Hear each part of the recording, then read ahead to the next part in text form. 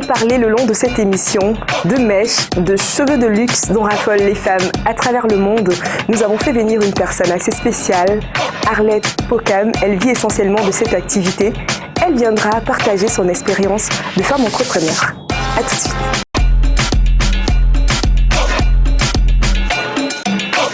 The Queen of Human Hair is here with us today. Welcome. Thank you, Ozan. It's a pleasure having you. The pleasure is here. C'est comme ça que ça se dit, le plaisir est partagé. S'il fallait vous décrire en 4 adjectifs. En 4 adjectifs, Arlette Pocam, je suis très timide, je suis très ambitieuse, je suis gentille. Quoi d'autre? C'est un peu très compliqué. Je ne sais pas. C'était quoi votre rêve toute petite? Toute petite, je rêvais être médecin, pédiatre. C'est vrai qu'avec le temps, c'est tout le contraire. Qu'est-ce qui vous a donné envie de devenir entrepreneur? À quel âge est-ce que vous êtes lancé? Est-ce que vous avez eu à exercer des activités d'abord en amont? Qu'est-ce qui s'est passé? Est-ce qu'on peut avoir une idée de votre ascension? Oui, je vais commencer par la dernière question. Des activités avant. Oui. Voilà, j'ai exercé comme assistante comptable à Picomsa. Voilà, c'est une jeune entreprise spécialisée dans la vente des carreaux. C'est celle de mon mari où j'ai travaillé pendant un bon bout comme assistante comptable. Voilà, maintenant la deuxième question c'était quoi? À quel âge? À quel âge? J'avais 23 ans, 24 ans par là. Voilà, et mon rêve, qu'est-ce qui m'a amené à vouloir me lancer dans l'entrepreneuriat? J'avais une passion d'être autonome. Voilà, j'avais ce feu qui brûlait en moi de devenir presque, en fait, de dépendre totalement de moi. Voilà, c'était un peu ça. Est-ce que c'est compliqué d'entreprendre quand on est une femme? Si je peux avoir votre avis. C'est compliqué, oui, c'est vraiment un peu plus difficile qu'être homme et entreprendre. Lorsqu'on est femme, surtout femme mariée, voilà, c'est un peu très compliqué. Ça veut dire qu'il faut associer à ça le devoir conjugal, les enfants et tout cela. Ça devient un peu très compliqué de joindre les deux bouts. Mais en même temps, lorsqu'on est déterminé, rien ne nous arrête. Est-ce que quelque part vous êtes fait accompagner financièrement, moralement? Comment ça s'est passé s'il fallait faire un retour en arrière avant de lancer votre label Golden Premium? C'est toute une histoire. Je me rappelle comme si c'était hier. Tout est parti avec un paquet de mèches. Une seule boule. Et puis on voit tout ce que c'est devenu aujourd'hui. C'était en 2008, voilà, si j'ai bonne mémoire. J'allais assister à un mariage, un très grand mariage d'ailleurs, et puis mon maman me dit, j'ai entendu parler des Brésiliennes, est-ce que toi aussi tu connais ça? Je me souviens qu'à l'époque, ma coiffure la plus chère coûtait 10 000 francs. On avait 5 000 francs ou encore peut-être 7 000 francs les mèches synthétiques. Oui. Et puis avec 2 000 francs, tu es toute belle. Et puis un matin, on te dit, c'est mieux que pour ce mariage, tu dois mettre une mèche brésilienne. J'ai entendu parler de ça, sans doute c'est un grand mariage, il faut que tu sois waouh. Elle dit, ah bon maman? Elle me dit oui. Elle dit, ok, à l'époque elle vivait à Bafoussam, moi à Douala. Elle me dit, essaye de regarder dans les marchés, tu dis que tu veux la mèche brésilienne. Me voilà toute naïve au marché Mbopi. Je me rends dans les magasins et puis je me demande, vous pouvez avoir des mèches brésiliennes? On me sort un paquet de mèches au nom de Golden Queen. Un autre paquet. Une marque? Une marque, voilà. Une autre marque au nom de Golden Perfect. Et puis je regarde, tout ma vie, de façon physique, ça me disait vraiment rien. Parce que voilà, j'avais jamais entendu, j'avais jamais utilisé. Et puis je demande combien ça coûte. Tu te rends compte, on me dit 40 000 francs la boule, un paquet. Et puis là, il faut 2. Imaginez la tête d'une fille Voire 3, voire 4. Ça veut dire qu'il me faut minimum 80 000 francs pour m'acheter, pour avoir une coiffure. Elle dit 80 000 francs. Elle aussi, elle était dépassée, mais tellement c'est une femme qui aime le nyanga, si je peux me permettre. Elle me dit non, ok, fais des efforts, tu prends un paquet, je vais t'offrir le deuxième paquet. Wow. Me voyant débourser 40 000 francs pour un paquet de mèches. J'ai dit, maman, non, je vais encore réfléchir. Je vais encore retourner au marché, essayer de voir s'il y a possibilité de faire une négociation. Et avoir un bénéfice Et d'un voilà, d'une petite remise. Je m'en vais visiter d'autres magasins, mais je trouve que la tranche des prix, c'était toujours dans les 35 000 pour cette taille-là, puisqu'il s'agissait de la taille 14. Et pour cette marque-là, puisque apparemment c'était la marque la plus sollicitée sur le marché. J'ai essayé de négocier pour qu'on fasse une petite remise, mais c'était pas possible. Chose curieuse, je me suis un peu plus rapprochée du paquet. Et puis j'ai vu là, Made in PRC. PRC, ça veut dire ça vient d'où? Je suis allée faire des recherches. Et puis j'ai découvert que PRC voulait dire République populaire de Chine. Ouais. J'ai dit, ah, ça veut dire ça vient de la Chine. Et la chance que j'avais, c'était quoi? Mon petit frère était en études en Chine. Il était à l'université en Chine. J'ai dit, mais pourquoi encore je vais souffrir? C'était l'occasion pour moi de le relancer. À l'époque, WhatsApp ne marchait même pas. Faire des photos et transférer, c'était un peu très compliqué. Il fallait juste que je me réfère sur la marque. J'ai retenu ce qui était écrit, c'était Golden Perfect. Et puis voilà, j'ai essayé d'écrire à mon frère par Yahoo. Il s'appelle Johnny, je lui fais d'ailleurs un petit coucou. Je lui ai dit, va chercher cette marque, essaie de te renseigner où est-ce qu'on peut trouver. Il est allé regarder et puis quelques jours plus tard, il me fait savoir que la boule de taille 14 coûtait 12 000. Voilà. Je me suis battue, je lui ai transféré cet argent. Il m'a renvoyé une boule. C'était question de certifier si c'est vraiment ça. Voilà un paquet de mèches, mais je ne peux pas me coiffer avec. Je n'avais pas le courage d'acheter, parce que là c'était trop pour moi. Prendre jusqu'à 3 boules, je devais être pratiquement dans les 46 000. Voilà. 36 000. C'était toujours fort. En Bopi, c'est 35 000 francs quand j'ai négocié. Non, c'est 40 000 francs. On n'a pas pu me faire de remise. Et puis je regarde l'achat, 12 000 francs. Donc ça me revenait pratiquement ici dans les 15 000 francs. Ça veut dire que ces gens-là gagnent énormément. Ah! Moi, j'ai pas de charge. Ça veut dire que si j'allais proposer à d'autres magasins environnants, peut-être ils prendraient chez moi. Voilà, un matin. À l'époque, j'avais pratiquement 2 bébés. Avec une ménagère, c'était pas du tout facile. Voilà, je prends le paquet quand il était midi, je me rends en Bopi. Je commence à prospecter. Magasin après magasin. Même les personnes chez qui j'avais demandé le prix, je leur ai dit, voilà, j'ai eu arrivage de la Golden Perfect et puis je suis en pleine solde. Donc la taille 14, je pourrais vous faire à 25 000 francs. Si vous prenez un peu de beaucoup. Si vous prenez beaucoup, je pourrais vous faire à 25 000 francs. D'autres personnes étaient sceptiques. Est-ce que c'est la bonne qualité? Est-ce que c'est la bonne qualité? Peut-être qu'elle a volé. Mais par contre, 3 à 5 magasins étaient très réceptifs. Ils m'ont dit, ok, la taille 16, je veux la 16, je veux 10 boules, je veux 3 boules. C'est comme ça que les commandes... J'avais les commandes, en sortant du marché, j'avais pratiquement les commandes de 2 millions de francs. Partant d'un paquet de mèches. Mais où est-ce que j'allais les trouver? J'avais pas d'argent.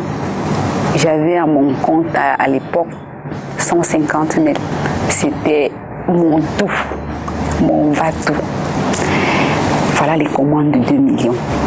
Est-ce qu'ils sont sérieux? Est-ce qu'ils vont prendre? Tout commence à... Voilà le début, je commence à réfléchir. À l'époque, quand mon mari rentre, je lui dis, chérie, est-ce que tu sais que J'ai pris les commandes, voilà. Il me dit, j'ai besoin de 2 millions. Pardon, faut m'excuser avec vos histoires de femmes. Est-ce qu'ils vont prendre? Est-ce que... Vraiment, ça ne m'intéresse pas. J'appelle la maman, je lui explique. Est-ce que tu sais que j'ai les commandes de 2 millions de ces mèches que tu m'as fait découvrir? Ah bon? Tachia. Voilà, c'est bon. C'est un bonsoir. Il me dit, est-ce que ça va marcher? Est-ce que tu penses que ces gens vont vraiment prendre? Je dis, je sais pas. Ils étaient très sérieux. Voilà, le lendemain matin, mon téléphone commence à siffloter. Oui, madame, vous passez à quelle heure? En attente oui, de la livraison. De la livraison. Je ne réagis pas. Madame, vous passez à quelle heure? Ajoutez la taille 20. 2 paquets, la couleur or. Ça devient sérieux. Mais là, qu'est-ce que je fais? Je ne décrochais même plus le téléphone, puisque là, ça persistait, client après client ont demandé, puisque j'avais pratiquement bradé tous les prix. L'idée me vient d'envoyer ces 150 000 francs à mon frère qui se trouvait du côté de Chine. Il m'envoyait fréquemment. Ça veut dire, cette fois-ci, il m'envoie pour 150 000. Je me cachais même quand j'allais en Bopi. J'allais essayer de livrer, donner les 2 paquets en donnant pour prétexte que voilà, j'ai pas pu respecter la commande parce que voilà, le stock est épuisé, les gens ont tout pris et tout ça là. De l'argent voilà, et pouvoir racheter et les livrer au fur et à mesure. Voilà, l'aventure a continué. Au bout de 6 mois, c'est comme ça que j'essayais de jongler pendant les pauses de midi. Un jour, mon petit frère m'appelle, il me dit, je suis allée à la société Golden Perfect et le boss, puisque c'était un jeune étudiant en Chine qui s'exprimait déjà en chinois et puis ça a suscité l'attention du boss de la société. Mais ce petit, il vient constamment acheter. C'est vrai que sa commande n'est pas consistante, mais il est fréquent. Il est fréquent et on l'interrompt, lui dit, mais c'est pour quel pays? Tout le temps, il dit, c'est pour le Cameroun. J'ai ma sœur elles vont régulièrement, mais on n'a pas assez de capital. Le boss, il était impressionné, surtout qu'il s'exprimait en chinois. Il lui dit, si vous avez la possibilité de distribuer, on peut vous soutenir. On va vous envoyer un commercial dans votre pays. Et voilà, on va voir si réellement c'est possible de faire partenariat avec votre sœur. Entre-temps, dans ma vie de couple, je consacrais déjà beaucoup plus de temps à cette activité qu'à la comptabilité, même à laquelle j'étais recrutée dans la société de mon mari. Et puis il dit, mais non, tu vas arrêter cette histoire de mèche, tu arrêtes, j'en veux plus. Terminé. C'est terminé. Voilà pourquoi je disais être femme. C'est pas du tout facile, c'est pas facile. Je suis allée dans tous les sens, je l'ai supplié, chérie, vraiment, s'il te plaît, laisse-moi essayer. Non, c'était pas possible. Alors là, j'ai passé donc le truc à mon petit frère, Aristide Bouna. Voilà, il continuait à gérer ces clients-là, ces transactions-là avec mon petit frère de la Chine. Et puis voilà, le commercial de la société Golden Perfect. Ils ont tenu parole? Ils ont tenu parole. Ils ont dépêché ce Chinois, il est arrivé au Cameroun. Très gentil, mais la condition qu'ils nous ont demandé, c'est qu'il fallait qu'on ait un magasin. Pour le stockage, bien évidemment. Pour le stockage et pour l'exposition des produits. On n'avait pas d'argent. C'était compliqué. C'était très compliqué. Et de surcroît, ils exigeaient le lieu. Il fallait qu'on ait un magasin absolument à Akwa. Et on sait ce que ça coûte, un magasin à Akwa sur le coup. C'était vraiment impossible. Voilà, on a essayé de faire des recours dans la famille, un peu de partout. On a racolé comme ça. On a pris un magasin à la rue, je crois la rue Chauve, si j'ai bonne mémoire, si c'est le nom. Mais malheureusement, c'était la frappe. avec la précipitation, voilà. Sur la précipitation, on trouvait rapidement un local. Et verser l'argent comme ça, là, c'était l'arnaque. C'était le début de... Et puis, son séjour au Cameroun était tellement court. Il fallait absolument qu'on trouve quelque chose de bien. Et absolument à quoi. On a continué les recherches, jusqu'à ce que, un matin, on nous propose l'ancien magasin Golden Premium qui se trouve en face City Sport, à l'étage. Mais malheureusement, on n'est pas ouvert à la route. En fait, c'était déjà ça. C'était déjà ça, c'était déjà à quoi. Voilà, ils ont accepté. On fait avec pour un début. C'était une chance terrible. Mon petit frère, mais lui... comment est-ce que vous lancez Golden Premium? Comment est-ce que vous passez? Vous avez switché, vous avez décidé, qu'est-ce qui s'est passé? Voilà, j'en arrive. Voilà, déjà le magasin, il est ouvert, on essaie de bricoler, les bas de fer, on met et puis... Ils nous proposent, nous envoyer le stock, on vendait et puis on leur envoyait, on a fait des séances de réunion, on a signé le protocole d'accord, on a signé la représentation une représentation physique quand on exerce une activité. Voilà. Au moins un repère. Il fallait un repère. Et puis le partenariat, voilà, c'était parti. Ils ont accepté de nous accompagner même dans la communication. Wow. On se souvient qu'à l'époque, ils ont fait un spot pour nous. Golden Perfect, ça passait dans toutes les chaînes locales. C'était une chance terrible. Voilà, ils nous ont soutenus et puis ils envoyaient constamment, on vendait et puis tellement Golden Perfect, toutes les femmes ont connu les mèches brésiliennes grâce à ce nom Golden Perfect parce que là c'était le tout premier spot de brésilienne au Cameroun. Tu te rends compte? Oui. Et puis mon petit frère, il a continué à superviser, à s'occuper de ça. Le sport passait et puis les commandes à Douala, Yaoundé, dans tout le Cameroun se multipliaient davantage. Et puis c'était devenu la marque de référence en mèche indienne. Mais voilà, subitement, le faux. On se rendait compte, puisque c'était comme un produit prestigieux, c'était un produit de luxe, mais voilà, à Mopi, on se retrouvait à voir les Golden Perfect dans le pouce. La contrefaçon. La contrefaçon. Des gens en sachet, des simples greffes synthétiques naturelles dans les paquets Golden Perfect. Et puis voilà, ça crée donc le découragement. Les gens ont commencé à dire ces gens vendent déjà du faux machin, j'ai acheté. C'était plus comme au début, tout simplement parce que c'était déjà la contrefaçon. Comment il fallait faire pour conserver ces clients-là, comment il fallait faire pour ne pas perdre le partenariat parce que voilà, le chiffre d'affaires baissait considérablement et puis il ne pouvait plus continuer à payer cette communication. Et il fallait au moins sauver ce nom. Voilà, on a donc décidé de changer et de faire notre propre marque à nous, Golden Premium. Golden Premium. Donc, vous exercez aujourd'hui dans un marché assez compétitif. On sait qu'il y a pas mal de fournisseurs en termes de mèches, de cheveux, je préfère mettre ça comme ça. Ouais. Mais on est toujours assez surpris quand on voit comment est-ce que vos boutiques sont bondées de monde, quand vous faites des inaugurations, vous faites des séances de promo, etc. C'est quoi votre secret? Le secret. Comment est-ce que vous faites pour vous démarquer?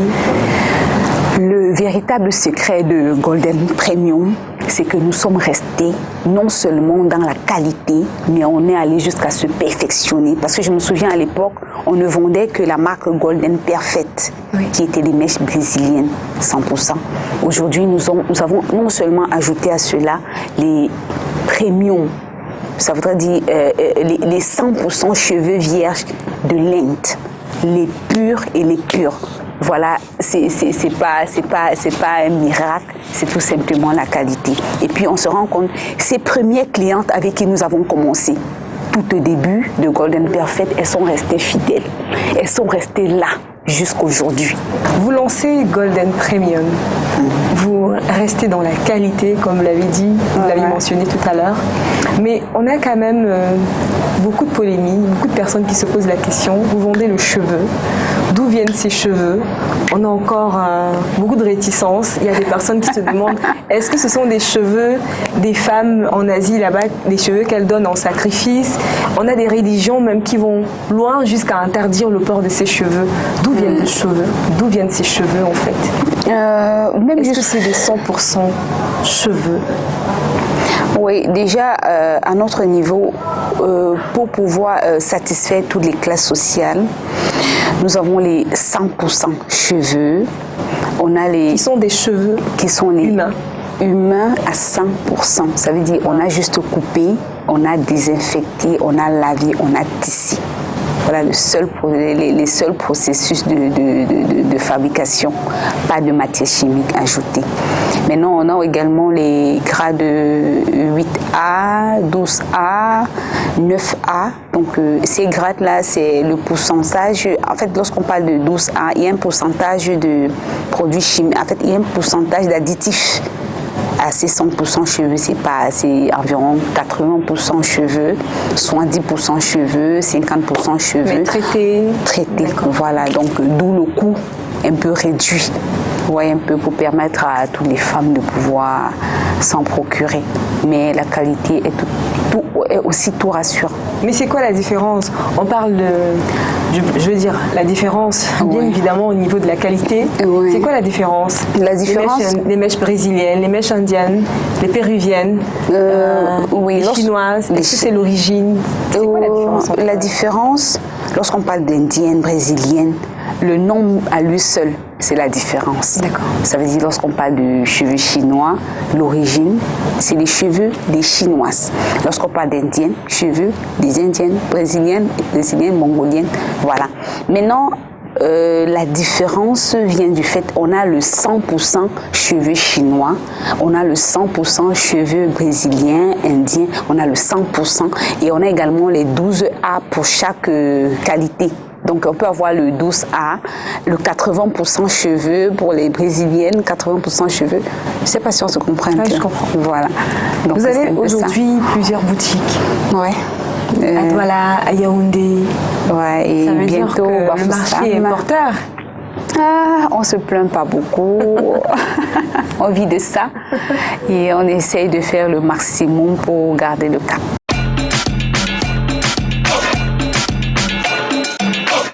De retour sur ce plateau, on est toujours avec la reine des cheveux, du vrai cheveu, c'est ce qu'elle dit. Je ne le dis pas, c'est vrai.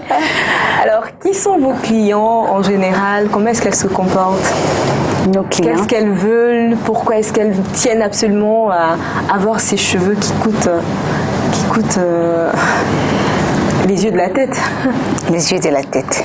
C'est une façon de parler. Lorsqu'on dit 15 000 francs. C'est cher quand même. Oui. Ça reste toujours un produit de luxe. Laissez-moi vous dire que le produit, nous avons une coiffure à 15 000 francs. Je ne pense pas 15 000 francs, c'est les yeux de la tête.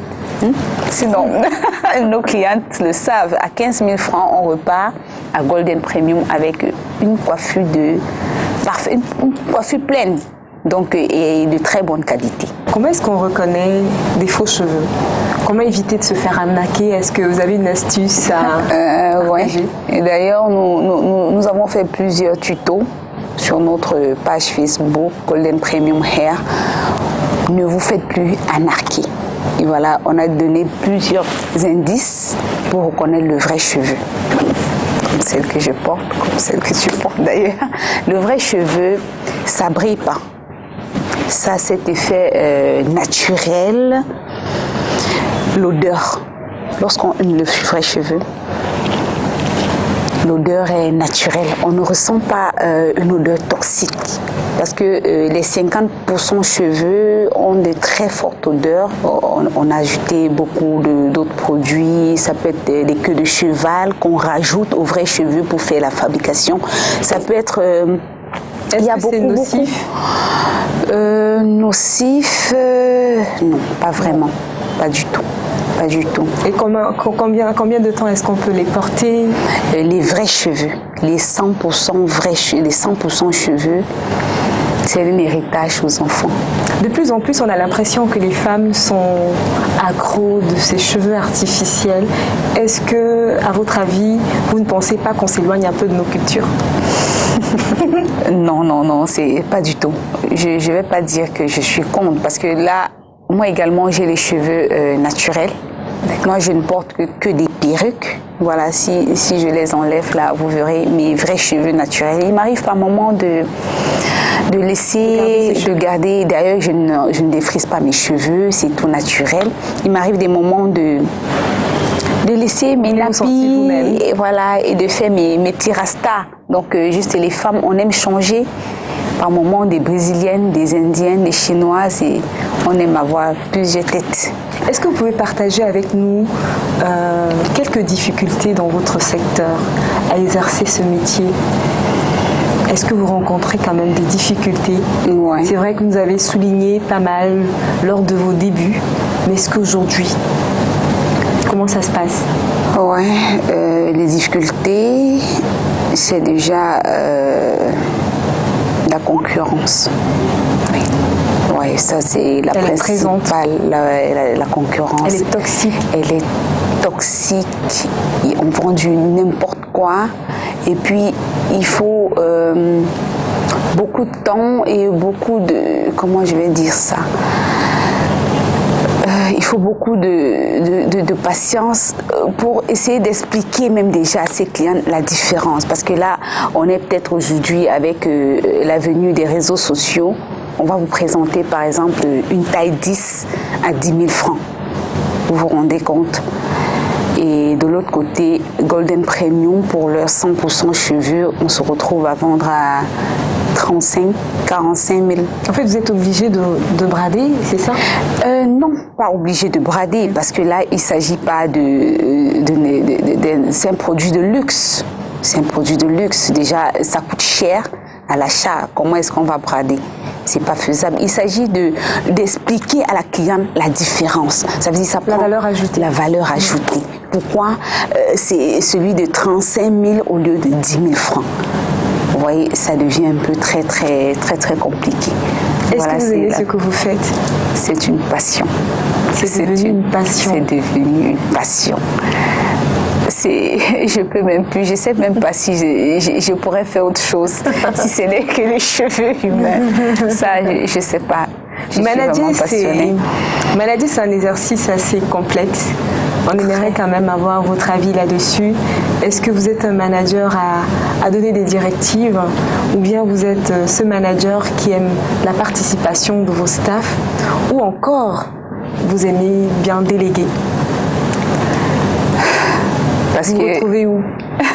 Je me retrouve au juste milieu. J'aime faire participer. La preuve, où je suis présentement, ce sont elles qui tiennent le règne. Je leur fais d'ailleurs un petit coucou. Je peux les appeler? Il n'y a pas de problème. Un bon dimanche à Henriette Chawa, Philémon, Henriette, Léa, Doriane, Laure, Machou, et même l'ancienne équipe avec laquelle j'ai démarré. Je vous fais un très grand coucou. Voilà, peut-être sans vous, Golden Premium ne serait pas où il est aujourd'hui. Je vous embrasse très fort. Est-ce qu'on peut profiter de vos précieux conseils? Comment vous faites pour tenir une femme entrepreneur, la femme qui est la mère? Ouais. Comment est-ce que vous faites pour concilier tout ça? J'avoue que c'est d'abord mon premier soutien, qui est celui de mon époux. Finalement. Célestin Pokam, que j'aime beaucoup. C'est mon premier soutien, voilà. Il m'encourage beaucoup. Voilà, c'est très compliqué si dans la vie de couple, votre partenaire n'adhère pas. Voilà, vous comprenez que vous aurez toute la volonté du monde, mais ce serait vraiment pratiquement même impossible. Voilà, donc c'est ma première source d'inspiration, c'est lui, il me soutient beaucoup. Auriez-vous des conseils à l'endroit de toutes ces femmes qui nous regardent en matière de création d'entreprise? Ouais. J'avoue que c'est pas facile du tout. Pour les débuts d'ailleurs. Vous vous rendez compte, dans mes débuts, lorsque j'allais prospecter dans les salons de coiffure, vous êtes certaine que la mèche que vous avez, c'est l'authentique. Mais vous avez en face de vous une profane, peut-être qui n'a jamais utilisé un paquet de mèches, mais elle va vous dire « Ah non, ça c'est n'importe quoi, c'est du faux ». Et puis, vous voyez, toutes ces femmes qui sont assises dans son salon, on vous traite même de ridicule. Mais il ne faut pas vous décourager. Et peut-être le prochain salon, ce serait votre meilleur client. Donc, c'est des difficultés, mais il ne faut pas vous décourager. Il faut persévérer. Surtout, il faut aimer ce qu'on fait et le faire avec beaucoup d'amour. Beaucoup d'amour. Traitez vos clientes comme des reines. Vous comptez vous étendre dans l'Afrique subsaharienne, je sais pas. Oui, aujourd'hui, Golden Premium est demandé de partout dans le monde entier. Wow. Nous faisons des expéditions partout en Afrique, en Europe, et voilà, et en Amérique, vous vous rendez compte. Donc il est plus qu'urgent que notre ambition soit d'étendre la marque et de la rendre plus accessible dans les pays environnants. 2 valeurs de vie les plus importantes à vos yeux? L'honnêteté et l'amour. Alors, c'est la fin de ce programme. Avoir une businesswoman comme vous, ça fait rêver, c'est encourageant, c'est motivant, ça valorise l'Afrique. On ne peut que vous souhaiter bon vent pour la suite. Merci beaucoup. Merci beaucoup. Bien des choses à vous. Merci infiniment.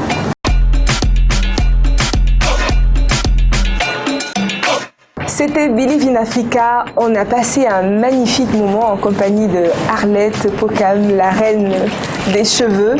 On se retrouve très prochainement. Ça sera un autre talent d'Afrique.